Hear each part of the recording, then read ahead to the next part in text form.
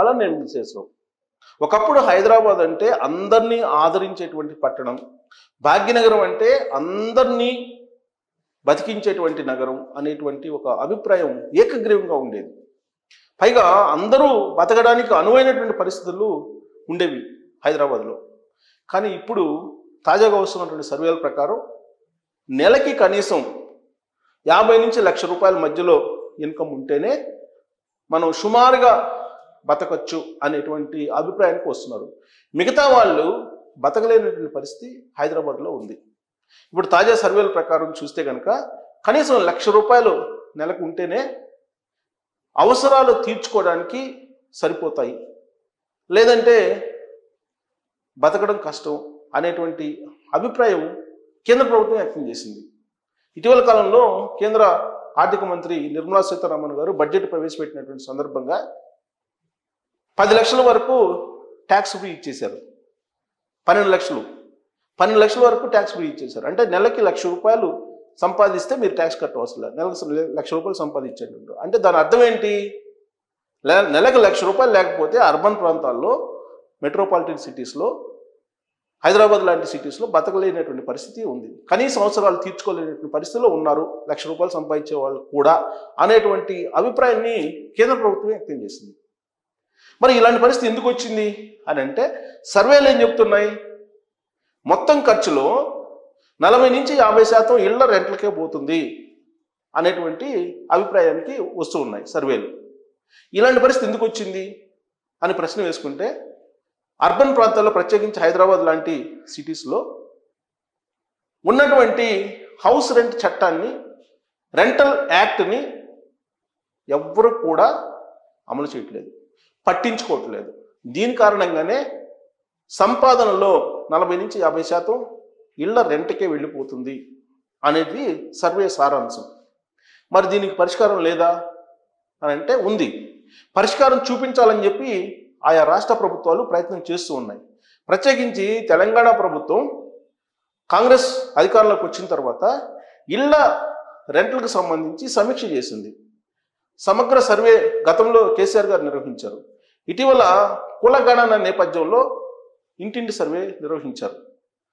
ఎన్ని అద్దె ఇళ్ళు ఉన్నాయి, అద్దెకి ఎంతమంది ఉంటున్నారు, ఎన్ని హౌస్ హోల్డ్స్ ఉన్నాయి, ఇవన్నీ కూడా లెక్కేశారు.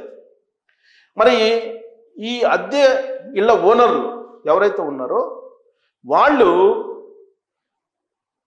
చట్టం ప్రకారం అయితే పన్నేమో మామూలు హౌస్ హోల్డ్లో కడుతున్నారు, కమర్షియల్ వ్యాపారం చేస్తున్నారు. ఇక్కడే కరెక్ట్గా చట్టాన్ని ధిక్కరిస్తున్నారు వాళ్ళు.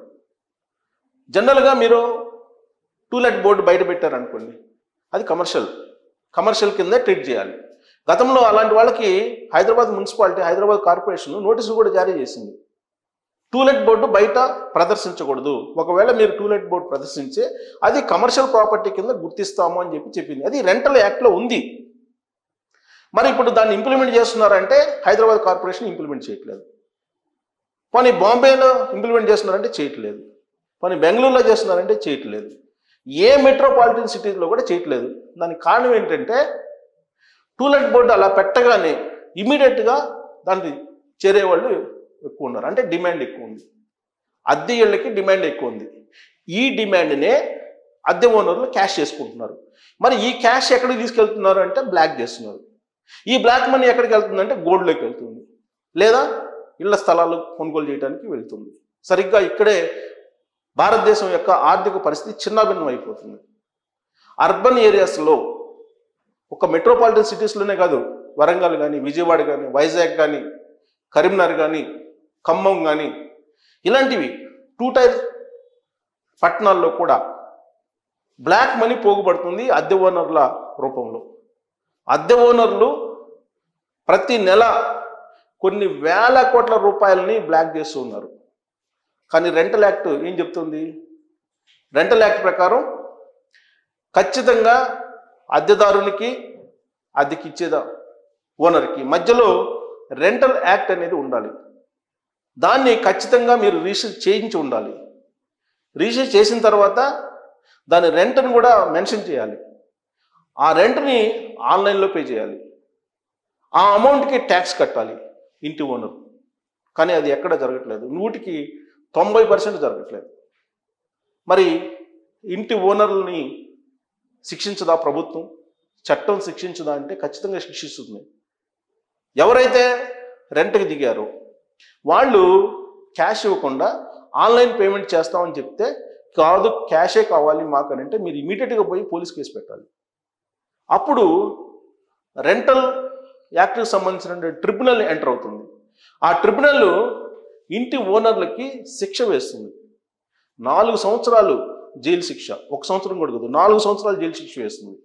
అంతేకాదు, ఓనర్లకి ఎంత బాధ్యత ఉందంటే, మీ ఇంట్లో చేరేటువంటి వాళ్ళు నేరస్తులైనా, నేర స్వభావం కలిగినటువంటి వాళ్ళైనా, ఇల్లీగల్ కార్యక్రమాలకు పాల్పడుతున్నా, నిషేధించినటువంటి యాప్స్ని ప్రమోట్ చేస్తున్నా, ఆన్లైన్ గేమ్స్ని ప్రమోట్ చేసేటువంటి వాళ్ళు ఉన్నా ఖచ్చితంగా ఓనర్లే బాధ్యులు. ఓనర్లకే 4 సంవత్సరాల జైలు శిక్ష వెయ్యాలని చెప్పి చట్టం చెప్తుంది. కాబట్టి ఇవన్నీ కూడా ఓనర్లు చూసుకోవాలి. బ్లాక్ మనీని దాచకూడదు, ఇల్లీగల్ యాక్టివిటీ చేసేటువంటి వాళ్ళకి అద్దెకి ఇవ్వకూడదు. వీటితో పాటు రెంటల్ యాక్ట్ ప్రకారం ఖచ్చితంగా రిటర్న్స్ ప్రతి సంవత్సరం చూపించాలి ఓనర్స్. అది చూపించకపోతే వాళ్ళు నేరస్తులుగా ఉండేటువంటి అవకాశం ఉంది, నేరస్తులుగా గుర్తించబడతారు. సో కాబట్టి ఇంటి ఓనర్లు కేవలం ఇల్లు కట్టుకున్నాం, నా ఇల్లు నా ఇష్టం, నా ఇష్టం వచ్చినంత రెంట్కి నేను ఇచ్చుకుంటాను అని అంటే కుదరదు. చట్టం దానికి అంగీకరించదు. పైగా అద్దెకు దిగే వాళ్ళకి కనీస సౌకర్యాలు, మంచినీళ్ళు, కరెంటు ఇవన్నీ చూపించాలి, నీట్నెస్ చూపించాలి. ఇవి ఏమి లేకపోయినా రెంటల్ యాక్ట్ ప్రకారం ఓనర్లు నేరస్తులుగా మిగిలిపోవాల్సిందే. నా ఇల్లు నా ఇష్టం అని చెప్పి చట్టాన్ని ధిక్కరించడానికి లేదు. ఆ విధంగా ధిక్కరిస్తే ఖచ్చితంగా శిక్ష అనుభవించాల్సిందే. కాకపోతే అద్దెకి దిగే వాళ్ళు ఫైట్ చేయట్లేదు, కంప్లైంట్ చేయట్లేదు, పోలీసుల దగ్గరికి వెళ్ళట్లేదు, అలాగే రెంటల్ యాక్ట్ ట్రిబ్యునల్ దగ్గరికి వెళ్ళట్లేదు. అందుకే ఇప్పుడు తెలంగాణ ప్రభుత్వం, అలాగే ఆంధ్రప్రదేశ్ ప్రభుత్వం, దేశవ్యాప్తంగా ఉన్నటువంటి ఆయా రాష్ట్ర ప్రభుత్వాలు ఈ రెంటల్ యాక్ట్ మీద దృష్టి పెట్టాయి. ఎందుకనంటే మెట్రోపాలిటన్ సిటీస్లో రెంటల్ యాక్ట్ మీద దృష్టి పెడితే కనుక కమర్షియల్ ప్రాపర్టీస్ పెరిగే అవకాశం ఉంది. అప్పుడు ఆటోమేటిక్గా ఇన్కమ్ ప్రభుత్వానికి పెరుగుతుంది. వన్స్ టూలెట్ బోర్డు పెడితే అది కమర్షియల్ ప్రాపర్టీ కింద గుర్తిస్తుంది కార్పొరేషన్. అందుకే ఈ మధ్యకాలంలో ప్రతి వాళ్ళకు కూడా జియో ట్యాగ్ అనేది ఇచ్చారు. ఆ జియో ట్యాగ్ ద్వారా అతను కమర్షియల్ యాక్టివిటీస్ చేస్తున్నారా ఆ భవనంలో, లేదా గృహ అవసరాలకు మాత్రమే ఉపయోగిస్తున్నారా అనే దాని మీద కూడా వాళ్ళు సెర్చ్ చేస్తున్నారు. నిజంగా ఈ జియో ట్యాగ్ ద్వారా మొత్తం అధ్యయనం చేసి ఆర్టిఫిషియల్ ఇంటెలిజెన్స్ని ఇంప్లిమెంట్ చేసి అక్కడ కమర్షియల్ యాక్టివిటీస్ చేస్తున్నారా లేదంటే గృహ అవసరాల కోసం మాత్రం ఇస్తున్నారా అని కనుక ఫైనల్ చేస్తే దాదాపుగా బ్లాక్ మనీ ఉండదు, అలాగే ట్యాక్స్ కూడా ఎక్కువ వస్తుంది ప్రభుత్వాలకి. ఓనర్లను కనుక శిక్షిస్తే కొంతమందిని, అప్పుడు వాళ్ళందరూ చట్టాన్ని గౌరవిస్తారు, చట్ట పరిధిలోనే వాళ్ళు రెంట్లు తీసుకుంటారు. అలా కాకుండా ఇష్టానుసారంగా రెంట్ పెంచుకుంటూ వెళ్ళిపోతున్నారు, ట్యాక్స్లు ఏమో కట్టడం లేదు, బ్లాక్ మనీ పోగుపడుతుంది. అంటే అన్ని విధాలుగా దేశానికి ద్రోహం చేస్తున్నారు ఇంటి ఓనర్లు.